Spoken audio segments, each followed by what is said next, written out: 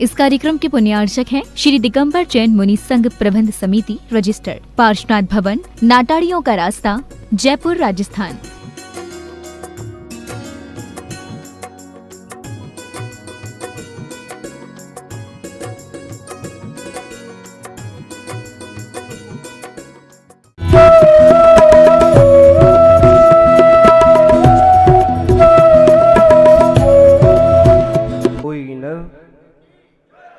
कोई नर कोई बानर है,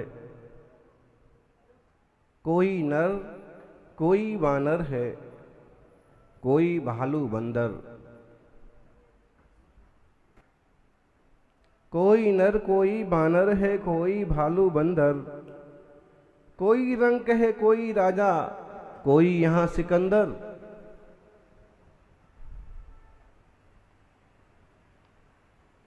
कोई कुछ ना कुछ लाया, कोई कुछ ना लाया संग में, ना कोई ले जाता। कविता ध्यान में आ रही है? अभी यहाँ आते जाते लोगों को देख करके और आज की गाथा को देख करके ये शब्द ध्यान में आए कि कोई नर कोई बानर है, कोई भालू बंदर। कोई रंक है कोई राजा, कोई यहाँ सिकंदर। कोई कुछ ना लाया संग में, ना कुछ कोई ले जाता। अपने भीतर जो बैठा है वो है सबसे सुंदर। अपने भीतर जो बैठा है वो है सबसे सुंदर। सबसे सुंदर कौन है? सबसे सुंदर आचार्य कुंद कुंद स्वामी ने वो बात कही जो भगवान महावीर स्वामी ने जिंदगी भर अपने प्रवचनों में 12 साल के अपने समोषण में बार बार दोहराई। उन्होंने कहा, क्षय गदो, दोनों हाथ जोड़ें, शब्दों का उच्चारण करें भावपूर्वक। आजकल आप जैसे थोड़े से साधु हैं जो 4 गति की बात करते हैं, 84 लाख योनि की बात करते हैं, जन्म मरण की बात करते हैं, आत्मा की बात करते हैं, आत्मा की शाश्वतता की बात करते हैं। बाकी इस पर बात करने को, विचार करने को किसको फुर्सत है? आजकल तो साधु संत नामधारी लोग भी केवल ख्याति, पूजा, प्रतिष्ठा में ही समय झोंके जा रहे हैं, संग्रह में ही लगे हुए हैं। ढेरों बाबा हो गए, ढेरों चमत्कारी हो गए। चमत्कार तो यहां भी दिखाए जा सकते हैं। कौन से रंग की शर्ट पहन रखी है, कौन से कोने में बैठे हो, लेकिन इससे समस्याएं खड़ी हो जाएंगी, समय करना भी मुश्किल हो जाएगा। और इन सारी चीजों से हो क्या जाना है? आपकी समस्या अगर हल भी कर दी जाए कि ठीक है आपको बुखार आ रहा है और लो मैं घुमा देता हूं, बुखार नहीं आएगा, बुखार नहीं आएगा तो दूसरी चीज पैदा हो जाएगी। दुकान नहीं चल रही है, लो दुकान चलने लग जाएगी। दुकान चलने लग जाएगी तो हफ्ता मांगने वाले आ जाएंगे।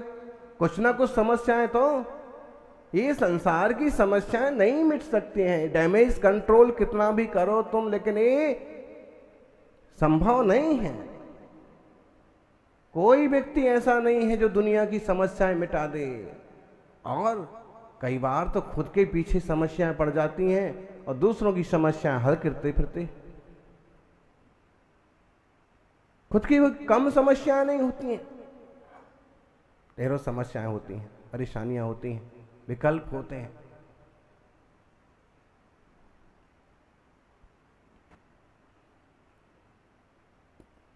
तो संसारी जनों को जो जो कुछ मिल रहा है ये कोई शाश्वत ठहर जाने वाला नहीं है, ये पूर्ण सुंदर नहीं है, शाश्वत नहीं है।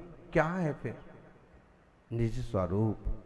यत् निश्चय गदो, एकत्व निश्चय गता। एकत्व में, स्वरूप में, अपने आप में एकत्व निश्चय गता, एकत्व निश्चय को प्राप्त। जो समओ, समओ का मतलब समय, आपका काम नहीं है। आप तो खुद अपनी चर्या के लिए मुद्रा लेके निकलते हैं, आपके ही भोजन का ठिकाना नहीं हुआ, हमारे भोजन का क्या पूछते हो?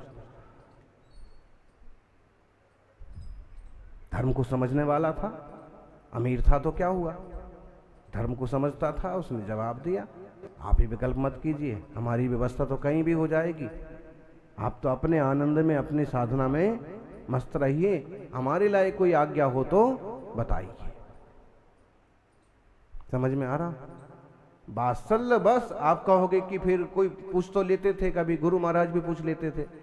गुरु महाराज मुनिराज जो पूछ लेते हैं कि भाई आहार हुआ कि नहीं, उसका एक कारण ये हो सकता है कि 1000 किलोमीटर दूर से आदमी आया है और कल से इसने कुछ नहीं खाया होगा, ऐसे में ही भूखा रह के कहीं एकदम परेशान ना हो जाए, क्लेश में ना पड़ जाए, तो कदाचित वात्सल्य दयावश कोई पूछ लिया तो पूछ लिया, आप पूछवाने की इच्छा मत रखो। दूसरा कारण ये हो सकता है कि हम जो ये व्रती लोग हैं, तो भाई व्रती है तो भोजन हुआ कि नहीं आपका, क्योंकि व्रती का तो भोजन कठिनाई से मिलता है, तो ये हो सकता है कदाचित पूछ लिया तो पूछ लिया। आप इसमें मत रहिए कि महाराज जी हमें पूछेंगे, महाराज जी आपको नहीं पूछेंगे। आप महाराज जी को कहेंगे, हे स्वामी नमोस्तु नमोस्तु नमोस्तु, आहार जल शुद्ध है। आप पूछेंगे 10 बार नमोस्तु नमोस्तु करेंगे, क्यों? क्योंकि वो सिंह वृत्ति वाले साधु हैं। परिक्रमा लगाने के बाद भी आहार ना मिलेगा तो उपवास हो जाएगा, उपवास कर लेंगे। इसलिए हम श्रावकों को समझाते हैं कि हम बात ना कर पाएं, कि ना पूछ पाएं, कि कोई बात ना बन पाए तो नाराज मत हो जाइए। आप इतने अमीर आदमी बोले, महाराज जी हमने कितने बार फोन करके बड़ी मुश्किल से तो इनको बुलाया था, आपके पास तक भी ले आए, आपको नारियल भी चढ़वा दिया, लेकिन आपने एक बार पीछे तो लगा देते। आपको पता भी है हमारे कितने कलश बाकी हैं? कितने कलश बाकी हैं जी?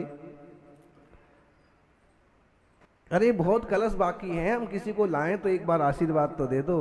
ज्ञानी जिसके भाग्य में होगा वो बिना आशीर्वाद के भी तुम्हारा कलश लेके जाएगा। हाँ, आशीर्वाद जरूर मिलेगा।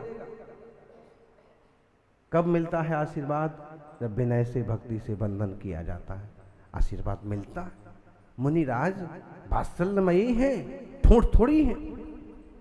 लेकिन अब आप इस आशय से और इस ढंग से चाहो कि हम बहुत अमीर आदमी हैं और पहले ही बार आओ महाराज जी हमारे गीत गान गाने लग जाएं, तो भाई वो बात तो संभव नहीं है। आपने श्रावकों के लिए, अपने समाज के लिए क्या किया है?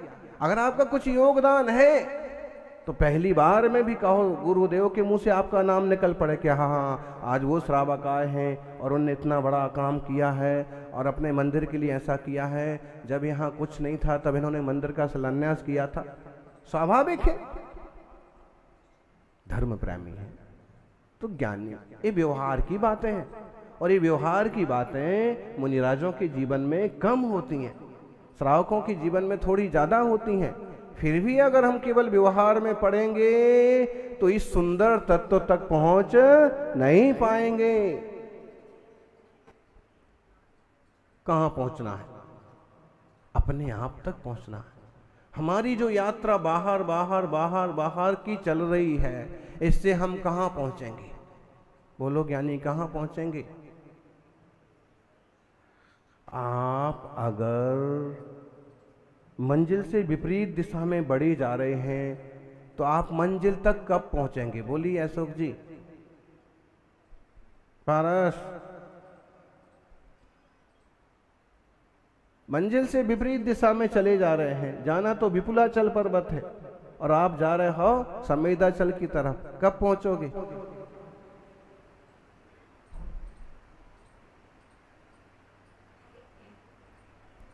एक विकल्प आया, बोले 70वां चातुर्मास, 80वां चातुर्मास, गिनती से क्या हो जाएगा? 27वां चातुर्मास, 28वां चातुर्मास, गिनती से क्या हो जाएगा? अगर हमारी रूपरेखा और सड़क और दिशा ही सही नहीं है तो कितने साल में पहुंच जाएंगे हम मंजिल तक? निर्ग्रंथ वीतरागता के अलावा मोक्ष मार्ग बनता ही नहीं है। 5 महाव्रत, 5 समिति, 5 इंद्रिय निरोध, 6 आवश्यक, 7 विशेष गुण। आप कहोगे महाराज तीसरी गाथा में ऐसा कुछ नहीं लिखा, आप तो जबरदस्ती मुनि महाराज को घुसेड़ रहे हो इसमें। अरे भाई, जब एक धर्मात्मा श्रावक समय सार की भावना कर सकता है तो सर्वसंग त्यागी मुनिराज नहीं कर सकते क्या?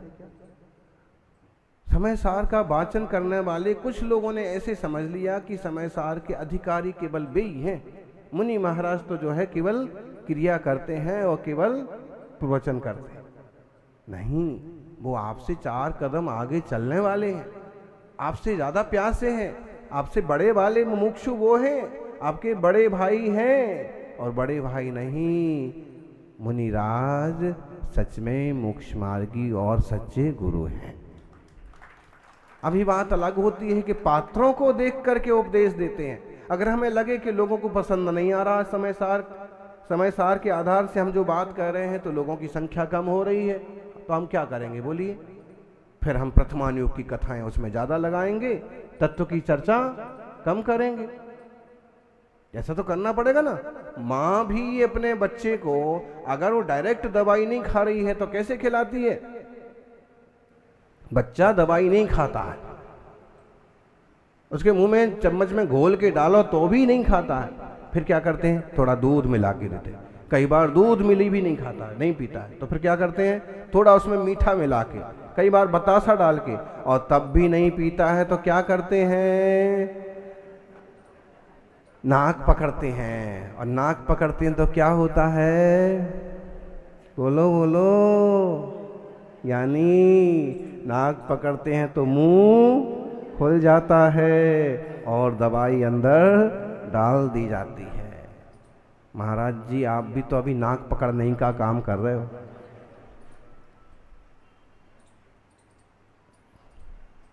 बेचारे आते हैं माला डलवाने के लिए, आप उनकी नाक पकड़ के,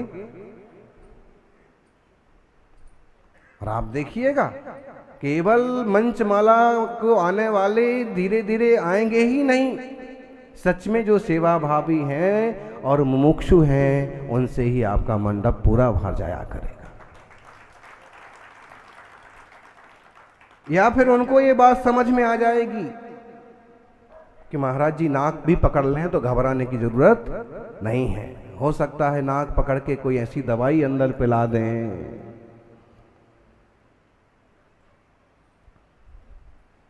दिनवाणी की दवा। दुनिया में आप एक ही चीज सुनी है कि कोई लोग स्त्रियों को सुंदर कहते हैं, कहते ही हैं।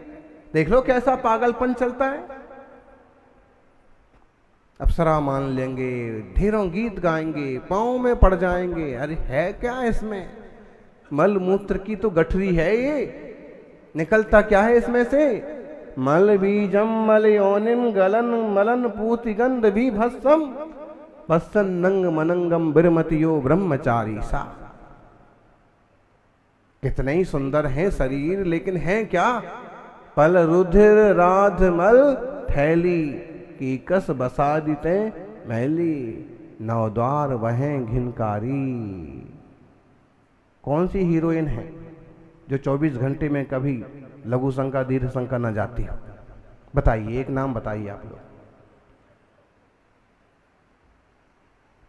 कौन सी सुंदरी है जिसको साल में कभी सर्दी ना, नाक ना बहती हो, सर्दी ना होती? बताइए। और शरीर का खूब परहेज कर लिया जाए, खूब संभाल कर लिया जाए, लेकिन असलियत तो ये है कि 9 द्वार हैं, कभी ना कभी कोई ना कोई बहते ही रहते हैं। अच्छा, आप कहोगे ये सुंदरता का पैमाना। अगर हम इस ढंग से बात ना करें, इस ढंग से भी बात करें कि लोक में 6 द्रव्य हैं, जीव, पुद्गल, धर्म, अधर्म, आकाश, काल। आप लोग बोलिए, पहला, दूसरा, तीसरा, चौथा, पांचवा, छठा। द्रव्य कहा इसलिए आप ऐसे बोल दिया फटाफट, जीव, पुद्गल, धर्म, अधर्म, आकाश। और अगर हम आपसे कहें तत्व, तो थोड़ी सी धारणा बदल जाएगी। जीव अजीव, आश्रव, बंध, संबर, निद्रा, पदार्थ कहें तो पुण्य पाप और जुड़ जाएगा, और अस्थि काय कहें तो जिनको जरा सी जिनवाणी की रुचि है उन्हें तुरंत बात ध्यान में आएगी। और इसका मतलब ये कहना चाहते हैं कि जीव अपने आप में रहे तो ही सुंदर है, पुद्गल अपने आप में रहे तो ही सुंदर है, धर्म अधर्म वो तो सब अपने आप में है ही, वो तो सुंदर है ही। ऐसे ही कहने का आशय है, एकत्व निश्चयगत निज आत्मा ही सुंदर है। दुनिया की सुंदरता के चक्कर में तुमने अपने रूप को कुरूप कर डाला। देख लो ना, आपने पिक्चर्स देखी हैं, ढेर सारी पिक्चर में क्या होता है कि हीरो रहता है और उसको हीरोइन नहीं मिल पाती, होता है कि नहीं? फिर वो रोता रहता है, फिर कुछ कर्म करता है, फिर कहीं जेल में डालता है, फिर नशा करने लगता है, फिर देह उदास बन जाता है, पूरा उदास बन जाता है। देखा आपने? वो जैसी है वैसी है, इसका क्या हाल होता है? मक्खियां भिनक रही हैं, नाक बह रही है, नाली के पास पड़ा है, लोग थूक रहे हैं। ऐसे ही होता है ना लगभग। किसकी गलती है? किसकी गलती है? बोलो बोलो, हैं? आप लोग तो बोलो, किसकी गलती है?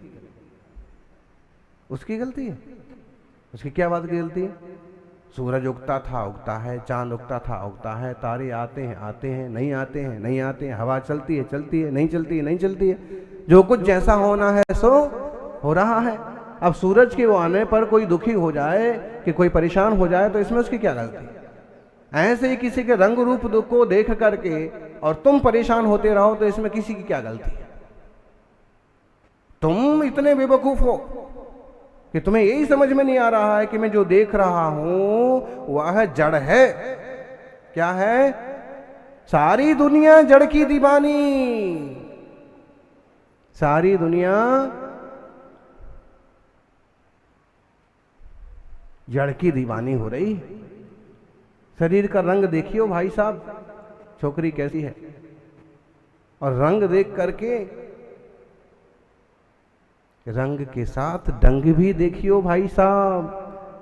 अकेला रंग देख करके राओगे तो तुम्हारे पूरे परिवार की जिंदगी बेरंग हो जाएगी, और रंग के साथ ढंग भी देखोगे तो हो सकता है कि आज तक ना हुआ हो वो हे स्वामी नमोस्तु नमोस्तु आपके घर के बाहर भी होने लग जाए। तो अकेला रंग मत देखियो, रंग के साथ साथ विषय घूम जाता है बोलने का। महाराज जी ऐसे क्यों बोलते हैं आप? आत्मा की बात करो, ठीक है, आत्मा की बात करो, लेकिन आजकल जहां आप हैं, जिस स्टेज पर आप हैं, वहां ये सब होता है कि नहीं होता है? अब छोरे बड़े हो गए हैं तो छोरियां भी लाना है, छोरी बड़ी हो गई तो किसी अच्छे परिवार में देना भी है, दो। लेकिन यहाँ सुंदरों की जो बात कही है वो आत्मा के लिए कही है। फिर भी लोग व्यवहार में आप केवल बाहरी सुंदरता देख करके ही मत उलझ जाना। उसके लिए बोले घर भी अच्छा है और बर भी अच्छा है। क्या? बिटिया के लिए घर भी अच्छा है और बस अब हाथ पीले कर ही दो, वही हम आपको बता रहे हैं।